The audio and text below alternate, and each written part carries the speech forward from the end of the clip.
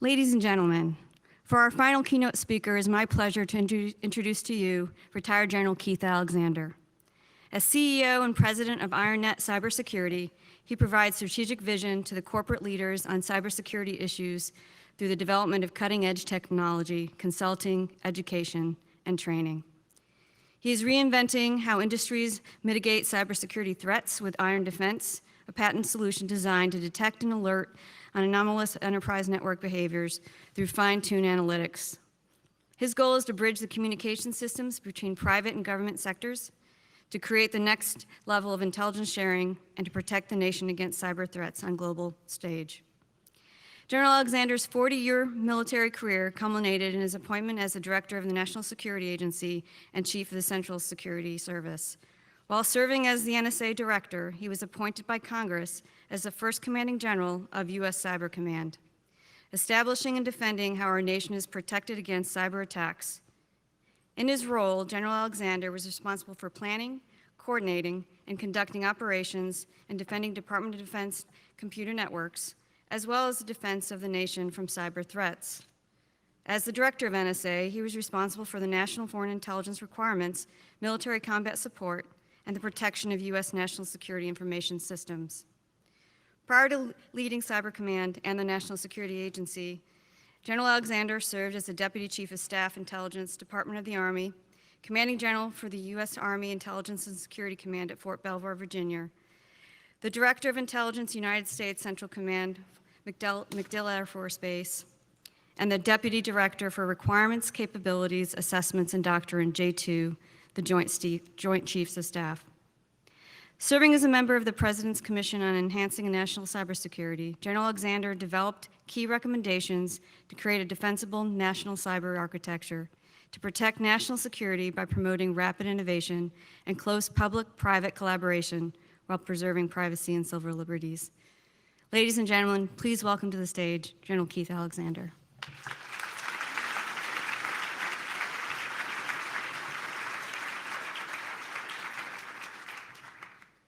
Honor and privilege to be here.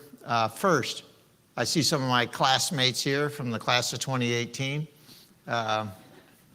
Thanks for what you're doing, but more importantly, what about that football team, huh? Isn't that great? Yeah, give them a big hand. Woo-hoo. Yeah.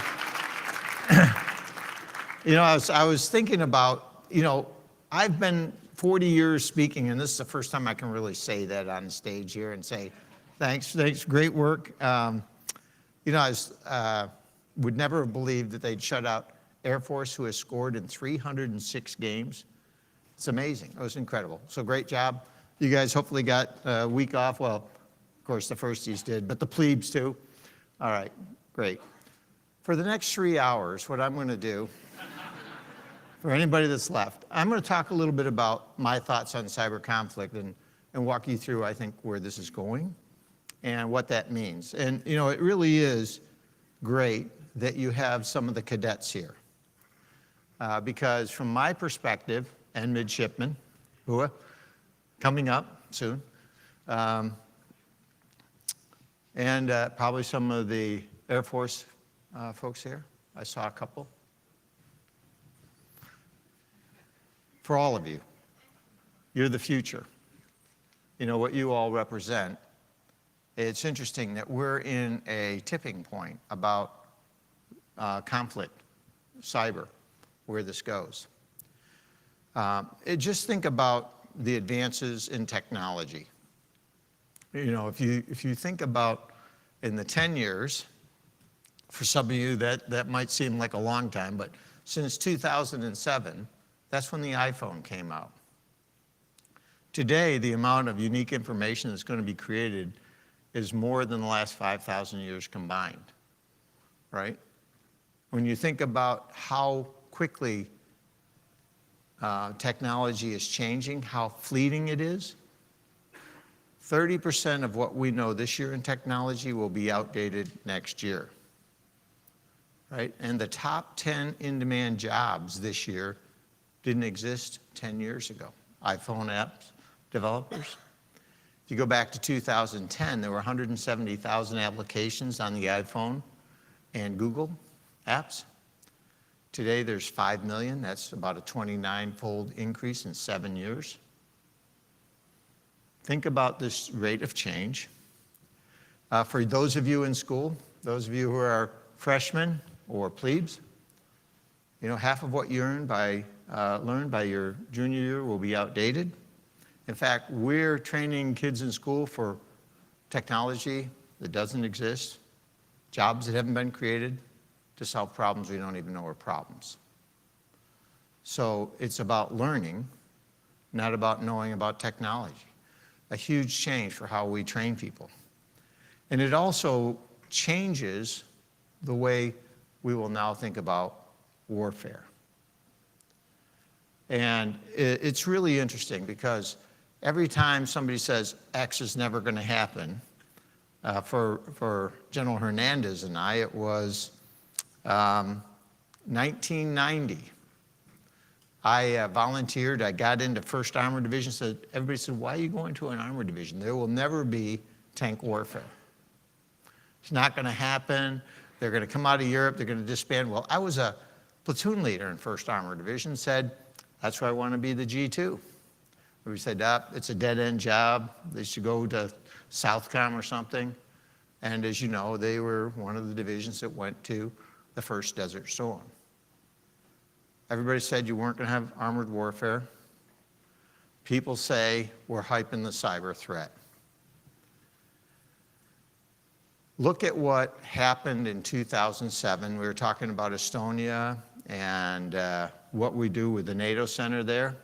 Well, it started in May 2007 when they were attacked by Russian hackers. 2008, Russian hackers attacked Georgia while troops went in.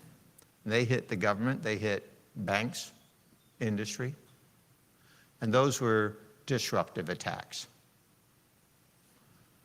Now you go to 2008. This was for General Hernandez and I. It was Russian hackers getting into the Defense Department. That started Cyber Command.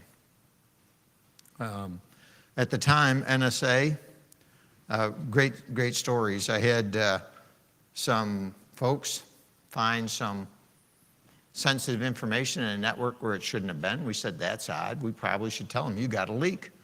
And at those times, leak in the network, just make that clear for you. I know you cyber types got to get that right. Okay.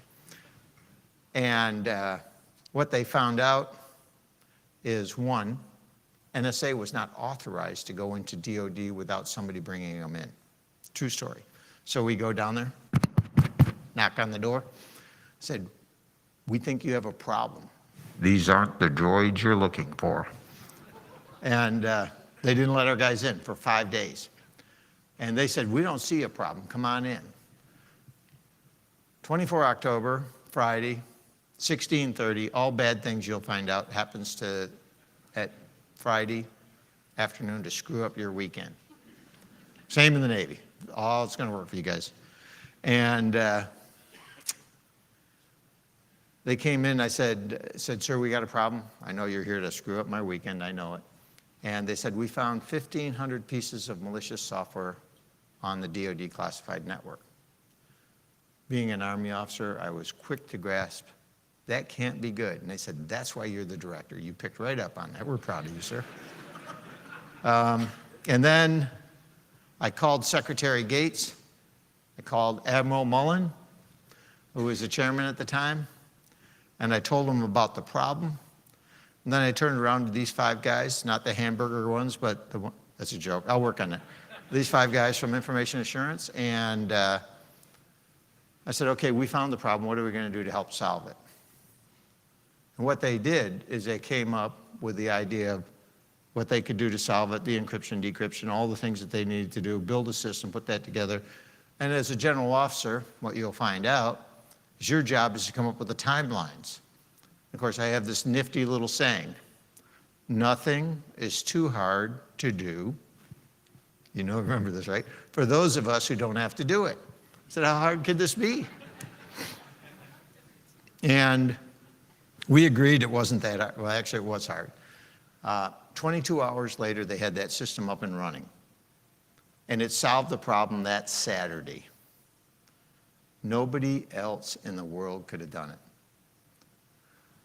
it. So Monday morning when they came in, what General Hernandez and I found out is that people were going to start doing one thing. They're going to count their systems. No, this was a breach. It wasn't somebody coming in and stealing equipment. It breached it. But the services would go and count the systems for the next few weeks.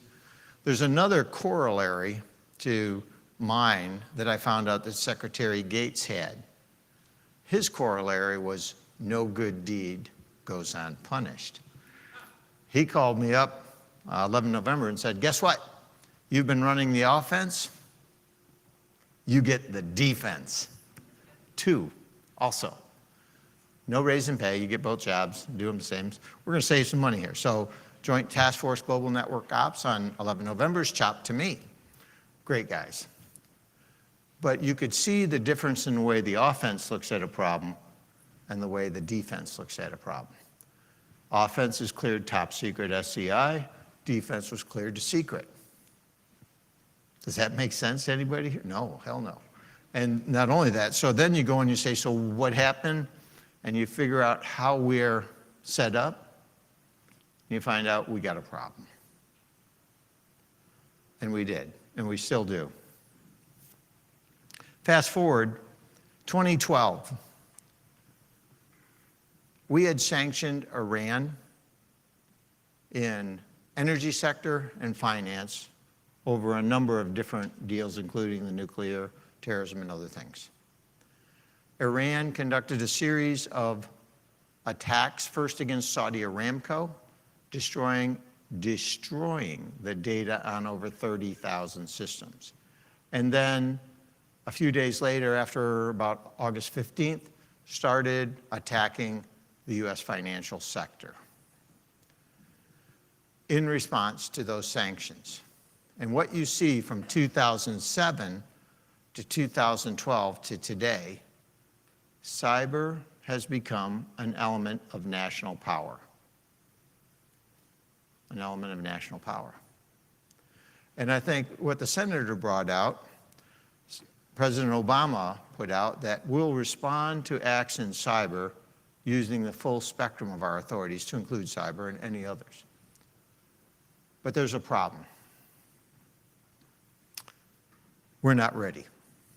And so I'm going to talk a little bit what I mean, what do we need to do to get ready? Because many of you folks from the Navy, Army, Air Force, and other schools are the ones that are going to end up fighting this fight. And I think it's going to happen. I think we are going to be tested in cyber, and I don't think we're ready. So let me describe what the problem is from my perspective. You see nation states using cyber as an element of national power. You see them throwing tests over. And let's say hypothetically that we sanction a few countries like North Korea or Iran or Russia. Oh, we got all 3. How do they come back on us? Cyber, and in Iran's case, cyber and terrorism. And if you think about it, it's really interesting. I had the slides created. It's really good. We still create PowerPoint briefings. You know, we got to do that kind of. That's the gift to industry, my gift to them. And I was on the Presidential Commission, and there was this argument over what's the role and who's responsible for defending the nation. And at that time, some in the Defense Department would say, your job is to defend the DOD. And I said, well, if my job's to defend the DOD, why don't we just get rid of it? That solves both problems. Or better yet, how about we defend the nation? They said, no, General, you need to. So nice part about being a 4-star general is you can say, okay, I don't agree with you, I'll talk to the secretary. So Secretary then Panetta, who's a great guy, I said, I'm going to give you a story, Mr. Secretary, and here's the way it goes. There's a missile coming into Denver. We look at it and say, is it going to hit a military installation? Nope, let it go. We're okay. Now there's a cyber attack against the financial sector. We look, we ain't got no money. let it go. And then the next day, what's going to happen? You and I are going to be in front of that committee that includes Senator Angus King and others, and they're going to say, what the heck happened? I'm going to say, my job was to protect the military. We're good. We don't have any money. We still don't have any money. We're good. Over to you, Mr. Secretary. And they're going to roast you.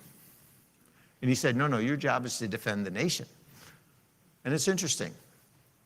I use that on the Presidential Commission. If you look at the Constitution, the preamble, what was this government created for? The common defense. We don't do that in cyber. There is no common defense. Every company's on their own. Every government agency's on their own. And the only thing we do in common is incident response. And if you've been hacked, coming in and having the government tell you you've been hacked kind of goes like this. Let's pretend we're Equifax. You can be the CEO of Equifax up for a few more minutes. We come in and say, you've been hacked. You go, I know. You lost a lot of data. Yeah, I know. Probably should have done better. Yeah, I know. Probably going to lose your job. I know. Are we helping you yet? Anything else you need? Yeah. All right. Well, good luck. It's tough being you. Sorry, I know you wanted to be better than that, but when you think about it, why do we do that? Incident response. We don't need incident response. You talk to industry, the question is, where's the defense of our country?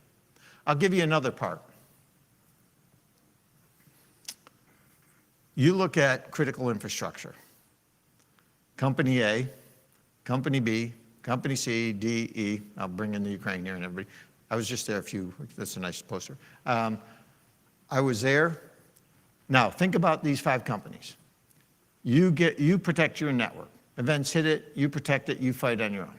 You fight yours, you fight yours, you fight yours, you fight yours. And occasionally, you'll look at data and say, yeah, this is really important. I probably should share it with the rest of industry. I'll put it on a form. I'll send it over. We'll share this piece of information. And I'll make sure that it doesn't reflect poorly on me.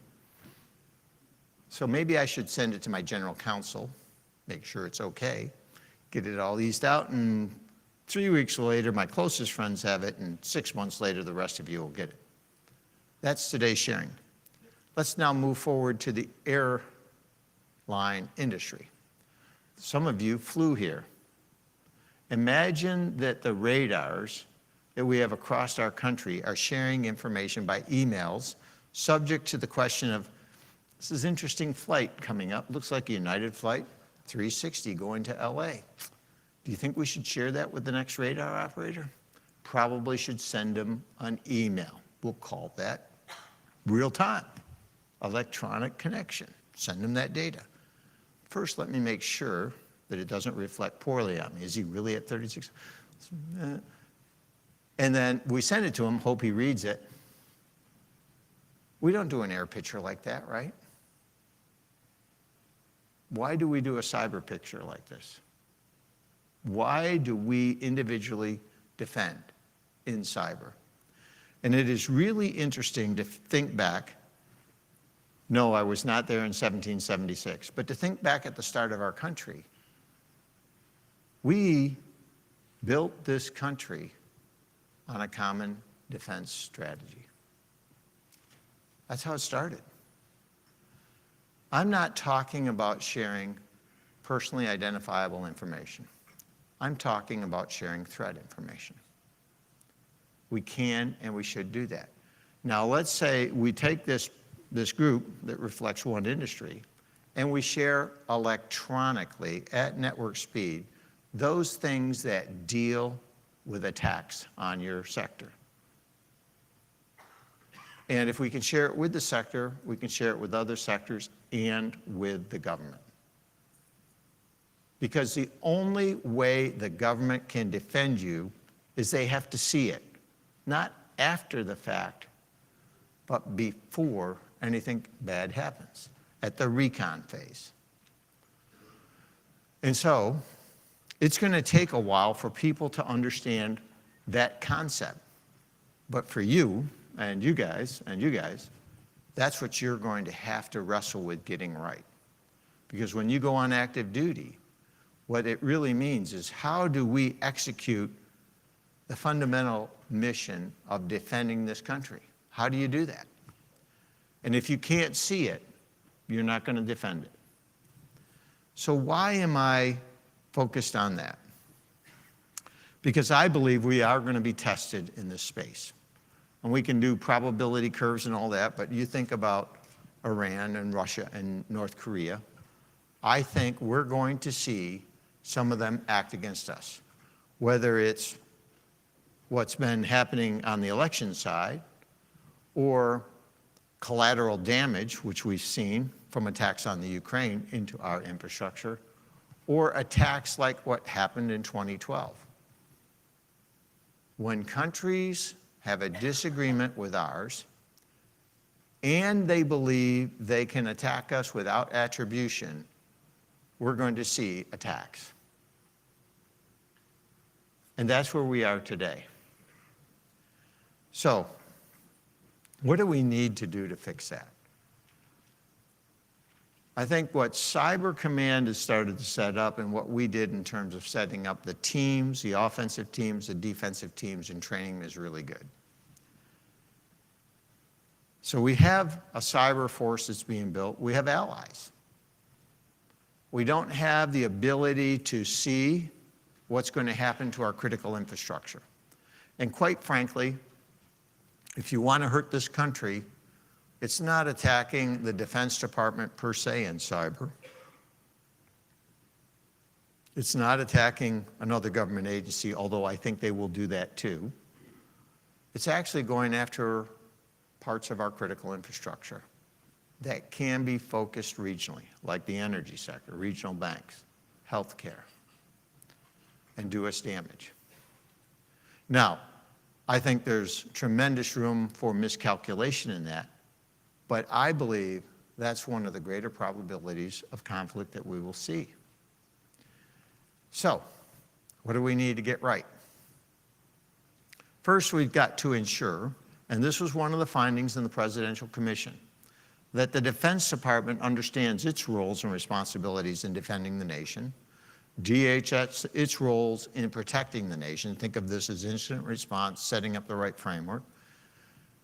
FBI, DOJ, and the intel community. Everybody has those lanes in the roads down, part one. Two, we set up that relationship where we can share with industry. That means we have to build up industry to actually see that data and send it. And three, we have to have rules of engagement. Cyber attacks aren't one. You know, it's kind of interesting. I was talking to Chairman Mullen, who is a great guy. And we were talking, he said, here's what we're going to do. We're going to do a cyber exercise. Day one, we're going to have this attack start. What we want you to do is create a briefing and tell us on day two what you would do. And I said, you know, in cyber, it starts on day one and probably ends 20 minutes later. So my briefing was really going to be about what we should have done, not what we're going to do. Because what you need to have is, what are you going to authorize our offensive team to do to defend the country? What are those rules of engagement? What are the limitations? And does the commander of U.S. Cyber Command and potentially others understand what those rules are? We have to get that right, and they have to go out. Finally, and most importantly, we have to practice government with government, so how Cyber Command, NSA, and others can defend our country and the rest of government. And we have to practice working that with industry. And we need to get on with it. That's the first start. That sets up how we can do this nationally. And of course, most of our industry is international. So we have to have a framework that we can do nationally and that we can support internationally and explain how we're doing it and what we're doing, the limits, the value, who our partners are, and how we do this. So NATO and some of those actually have great meaning. I would close on the following sets of things. You know, it was really interesting. For those of you who know me, I actually have learned to read. That's a joke. And I actually got the Wall Street Journal out the other day. Sorry. But it was I was looking at a video on it actually, and it was esports, right? I don't know if you've seen esports. So I was with one of the owners of some of the conventional teams like the Caps, the Wizards, and others. And we were talking about the sports teams he has, and he goes, well, you know, the biggest change coming is esports. I said, esports, what's that? He said, well, we just invested in a team called Team Liquid that won the Nationals. And da-da-da-da-da. Team Liquid, you know, all these are hacker guys that play these games, right? If you go back to yesterday's Wall Street Journal, there's a thing on esports. Turn it on. In about 20 minutes, they sold out tickets to Madison Square Gardens and to another for tens of thousands of people to watch these esports games. I bring that up because that's your future. That's where this is going. When you think about the role of cyber and these gaming technologies and what this means for our future, that's our future. That's where we're going. That's where our class is going. And when you think about that, it's the future. It's data. It's about the fighting over data. And so as you start to look at it, there are some tremendous opportunities. You know, I'll give you one case in point, and I've been asked this question, not by Senator Heinrich or others, but should we outlaw the internet? Probably not. Probably not a good thing, especially for a political candidate to say that. But I've heard some say that. But the reality is the benefits for what's going on here are so great for mankind in terms of solving cancer and other things that we have to run down this road. There is no stopping it. So the question is, how will we organize to defend this country when those cyber attacks come? And we've got to do that. We will be tested. It's part of the future. So, for the Army Cyber Institute and what they've done here, great work. Really great. I think this is a huge opportunity for the services each to push out where we're going, what and how this is important to talk about the future of cyber conflict. And we've really got to do that. And I know the chief came in yesterday and gave you great support, well-earned and well-deserved. For those of you in school, hopefully that will graduate here in the not-too-distant future, some of you, you're that future. Thanks for what you're doing. You know, you have a great opportunity. It's going to be an amazing ride. It really is. Thank you very much, folks. Thanks for all that you do.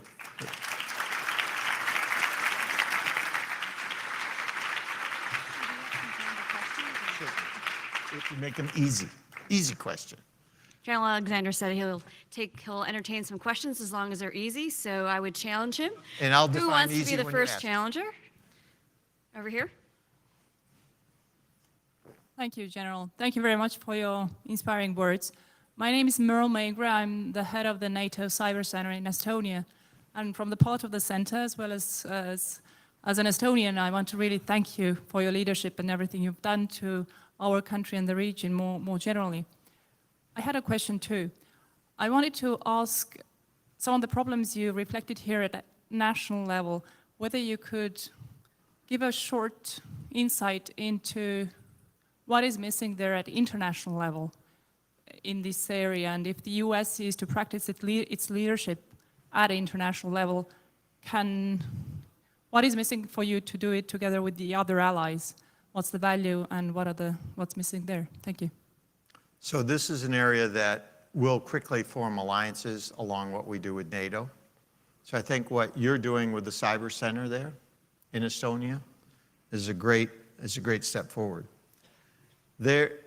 First of all, ideally, every country would work together in cyber. But that's not realistic. There are those who are going to say they're going to work together, but are using it for bad things. So what that ends up is you're going to have circles of trust and confidence. And you want to share threat information and things that are bad with everybody, but you don't want to give up what adversaries may be doing to your network to determine vulnerabilities. So you've got to be wise about how to do that. So I think you'll have national level information. So think of that as what, from our perspective, our government will have as classified information. And then they will have that they share with their allies, with NATO, and then they share with all countries. So if you think about that, I think it'll go that way. I believe we have an opportunity to lead in this area. And I think we have a responsibility to lead in this area. And that, and actually President Ilves did a great job. Okay, a little war story about President Ilves, true story. So I went to Estonia a couple times, and so I invited him to my house on Fort Meade. And so he came over, we had a few beers, all appropriate, not a lot, just a couple. And we talked about cyber, and we brought in folks, and it was great. So I got out, and he contacted me and said, hey, I'm coming in. I said, why don't you come into my house? Now, I'm now on the economy, or in a civilian house. I no longer, they made me move off Fort Meade after I retired. And so I didn't think about the fact that president of a country coming to you. So the Secret Service guys come and say, yeah, we're going to come, and they knew me, and they said, yeah, no problem, we got this covered. I didn't think about anything beyond that. The next day when he comes, there's 3 police cars, 2 black sedans. These agents get out and cover the 4 corners of our property. And of course, we're pretty new in the neighborhood. They think, drug bust. And the neighbors are all texting my wife, what's going on? I was going to say, yeah, they caught her with drugs or something, But it was kind of funny. We laughed that up. What an honor and privilege it was to work with him. I know he's out at Stanford now. I've been in contact with him since. And those kind of partnerships, I think, are important and ones that we ought to continue to pursue. How can we help? Well, that's where I think you all, our servicemen and women, our industry leaders, our game leaders, can get together and come up with a strategy that we can apply here to protect this country and share with our allies. And that's what we should do. Other questions? 2. Yes. Hello. Thank you, General, by the way. I'm an independent journalist, but I sometimes work with the Washington Post and The Nation and others. My name's Brandon Smith. In 2014, Charlie Savage reported that NSA uses upstream 702 surveillance against state-sponsored hackers, like the recently revealed Advanced Persistent Threat 28 and 29. Given that that's the case, why didn't the intelligence community use 702 to prevent the hack of the DNC? Well, I'm not familiar with both of those, so beats me. I retired in 2014, as you may know, so I have no real good insights into either of those. And I'll tell you this. I spent almost 9 years at NSA. These were some of the best military and civilian folks I have ever worked with, period. Do they do the right thing? You betcha. The issue comes down to authorities and responsibility, and what do you allow them to do? You've highlighted the risks that I see with industry with the Democratic National Convention. That is, if you don't see it, you're not going to stop it. So my intuition would say that's what it is, but I have no insight to that because I was retired before that occurred. But make no mistake, the people, men and women of NSA, both military and civilian, were superb at what they did every day. And working with the military, both Army, Navy, I include you guys, Air Force, Marine Corps, Coast Guard, was the greatest honor of my life. These are really good people that, by and large, do the right thing, period. Okay, Next question.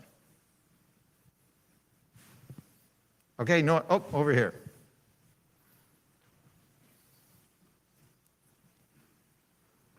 One. So I made it out to DEF CON earlier this year. I know you went a few years back. It was kind of a momentous occasion, right? Seeing someone from government going out to a hacker convention. My question was, were you made to feel welcome in that community? And what are some ways that people from this community can reach out to that community? Oh, well, I think, first of all, it's interesting. Those of you who saw Greg Conti here, teaches at Black Hat. I think it's a great community, and you may have seen that one of the young hackers, Cypress, I brought up on the stage. She was 12 years old and was one that found a zero-day exploit. We need to work together. The military can't do it without the help of the civilian community, the hacker community, and everything else. We need to work together for the common defense. And it's interesting, when you think about going back to the start of this country, they called it citizen soldiers. You know, the folks that fought at Lexington and Concord were citizens. So the question that you have, and I would turn back to you, is how do you help us defend this country when we get attacked?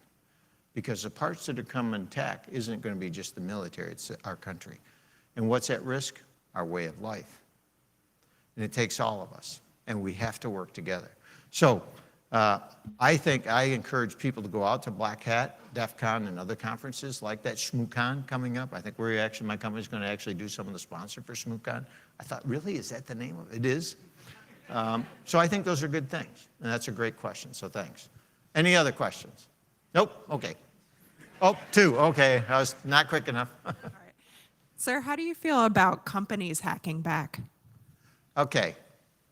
I was asked that, and I have this joke about, and it actually made the Wall Street Journal, so I got to be careful how I joke. But I'm out now, so it's okay.